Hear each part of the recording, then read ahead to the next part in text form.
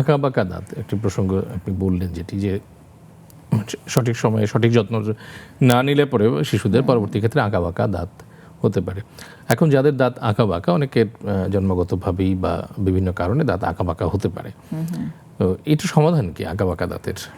আঁকাবাঁকা দাঁতের যদি হয় সেক্ষেত্রে সাধারণত আমরা বলি যে 9 বছর বয়স থেকে যখন সবগুলো দাঁত পড়ে গিয়ে উঠে যায়, তো মোটামুটিভাবে 9 বছর বয়স থেকে 13 বছর বয়স এর মধ্যে যদি আসা হয় সেক্ষেত্রে কিন্তু আঁকাবাঁকা দাঁতের চিকিৎসাটা খুব সহজে করা যায়। তো আমরা দেখি যে ব্রেসেস পরানো এবং এখন অত্যাধুনিকভাবে অ্যালাইনার একটা ডিভাইস এসে গেছে। তো সেই অ্যালাইনারের মাধ্যমে কিন্তু দাঁতের যে আঁকাবাঁকা দাঁত সেটি খুব সহজেই তার চিকিৎসা করা সম্ভব। এবং সাধারণত অনেকে জিজ্ঞেস করেন যে কতদিন সময় লাগবে। তো আমরা যত বছর বাচ্চাটি বা সেই মানুষটি যত বছর, দেখা যায় যে 13 বছরের বাচ্চা, সেক্ষেত্রে 13 মাস প্লাস মাইনাস 2-3 মাস হয়তো আরও বেশি লাগতে পারে, এরকমভাবে আমরা একটা হিসাব দিয়ে থাকি।